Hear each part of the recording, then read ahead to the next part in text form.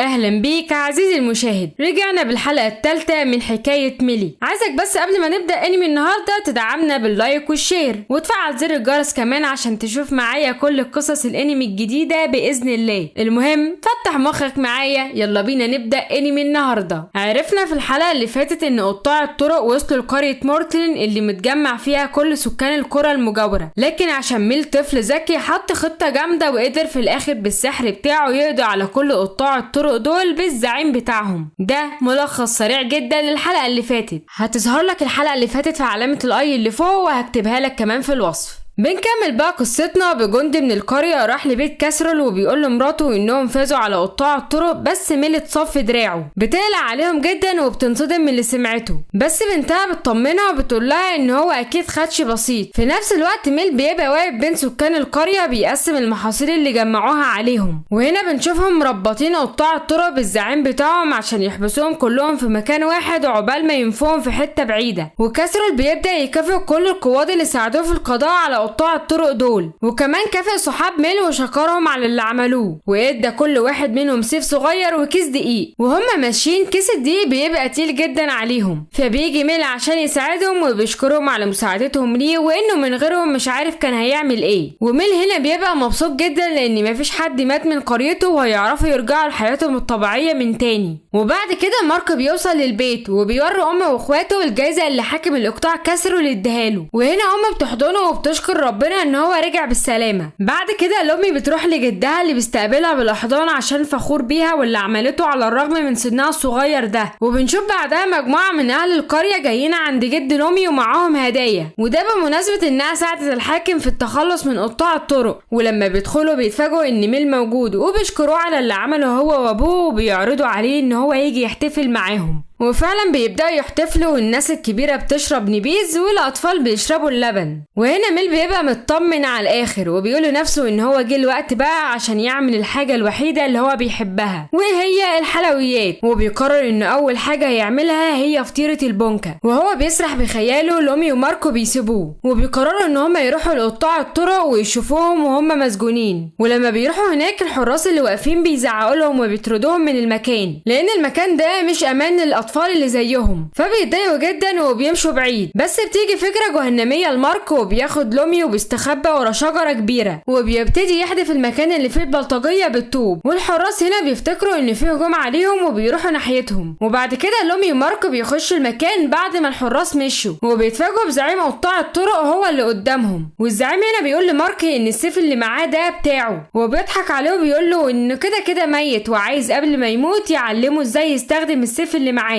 وبيقول له انه بمجرد ما يستخدمه صح هيعرف ازاي يستخدم السحر. مارك هنا عشان طفل مش فاهم حاجه ينبهر من كلامه لانه دايما كان عايز يستخدم السحر زي ما ميل بيستخدمه، بس لومي هنا بتنصحه ما يسمعش كلامه وانه بيضحك عليه. لكن لا حياء لمن تنادي، مارك مش سامعها اساسا. وبعد ما بيمسك السيف بايده الاتنين الزعيم هنا بيقول له في تعويذه سحريه لازم يقولها عشان يستخدم السحر بتاع السيف. فبيقول له مارك يا ريت تقولها لي بسرعه. بيقول له الزعيم بعد ما بيفك الحبل من ايده قرب عليا عشان اقولها لك. ولما بيقرب مارك عليه بيديله الحرامي ده بالشلوت في بطنه بيوقعه على الارض. وبعدها بيمسك زعيم قطاع الطرق السيف بتاعه من تاني وبيضرب لومي هي كمان وبيوقعها لحد ما بيجي واحد من الحرس اللي كانوا واقفين. بس بيتفاجئ ان الحرامي ماسك ماركو وبيهددهم بيه، وبيروح بعدها على طول لاهل القريه يقول لهم على اللي حصل وان الولا مارك والبت لومي في خطر. وميل لما بيسمع الخبر بيكون مصدوم وعلى طول بيتحرك على مكان المخزن. وهناك زعيم قطاع الطرق بيهددهم ان هو هيقطع راس مارك لو ما هربش، وفعلا بيقدر يركب الحصان بتاعه ويهرب منهم ومعاه مارك رهينه. ولما بيخشوا المخزن بيلاقوا لومي واقع على الارض مش قادره تتحرك من الدم اللي بتنزفه.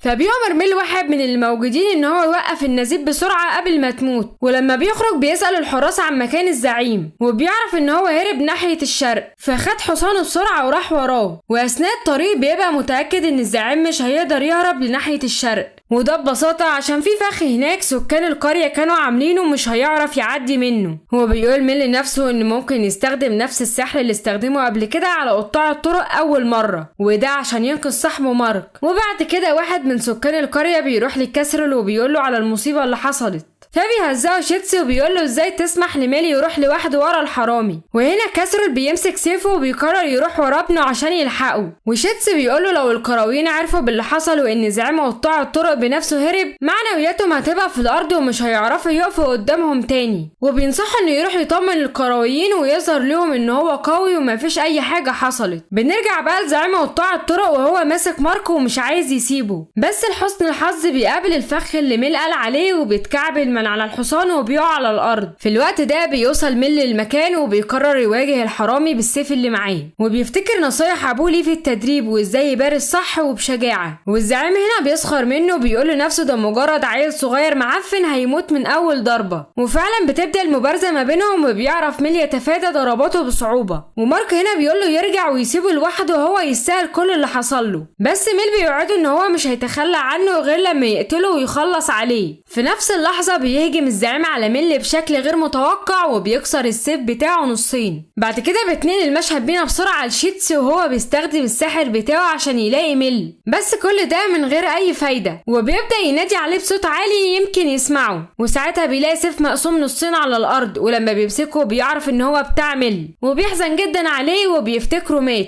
وبعدها بياخد السيف المكسور ده وبيروح بيه البيت كاسرول عشان يقوله، بس اول ما الباب بيتفتح بيتفاجئ بميل قاعد على حجر امه وبيقول له ازيك يا عمنا. شيتسي ساعتها بينصدم ومش فاهم اي حاجه، وبيبتدي هنا كاسرول يقول له ان ميل جه من شويه مع مارك، وانس مراته اول ما شافته قافشه فيه كده مش عايزه تسيبه. بيقول له شيتسي بصدمه انت ازاي عايش اصلا وازاي وصلت قبلنا، ده احنا كنا وراك على طول. في الوقت ده كاسرول بيطلب من ميل ان هو يشرح كل حاجه بالتفصيل عشان يفهموا ايه اللي حصل بالظبط. فبيقول لهم ميل والله الحوار معقد قوي هبقى اشرحه يوم تاني، لكن كاسرول بيديله الشخطه من هنا بيبتدي يحكي على طول، وبيقول لهم ان ببساطه نسخ سحر التنقل بتاع ابوه على نفسه واستعمله. فبيستغربوا كلهم ان السحر بيتنسخ اصلا. فبيقول لهم ميل ان هو عنده القدره انه ينسخ اي سحر عاجبه على نفسه ويستعمله، بس بشرط ان السحر ده يكون شافه او اتجرب عليه قبل كده. وان اللي حصل لما الزعيم كان هيقتله واستخدم سحر الانتقال الاني مع مارك واتنقلوا لهنا بسرعه البرق. وهنا كاسرول بيتعصب جدا عليه وبيحذره ان ما ينفعش حد يعرف انه يقدر يستعمل تعويذ او سحر غيره، لان لو استعمله غلط ممكن يموت. بعدها كاسرول بيبقى واقف مع نفسه وبيبقى خايف جدا على ميل ابنه لحد يعرف بالقدرة اللي عنده، وبيقول ان لازم يقتل زعيم قطاع الطرق قبل ما يقول لحد على قوة ميل لان هو الوحيد اللي شافها. بنروح بقى لمارك اللي بيبقى متضايق جدا لان كل المصايب اللي حصلت دي كانت بسببه. فبيجيله ميل وبيقول له ما تقلقش لومي هتبقى بخير وهتقوم بالسلامة. فبيقول له مارك انا مش عارف ازاي عملت كده وازاي هخليها تسامحني اساسا على اللي عملته ده. بيقول له ميل لو عيطت من هنا لبكره مش هتستفاد بحاجة، الافضل ليك انك تروح لها بنفسك وتعتذر لها.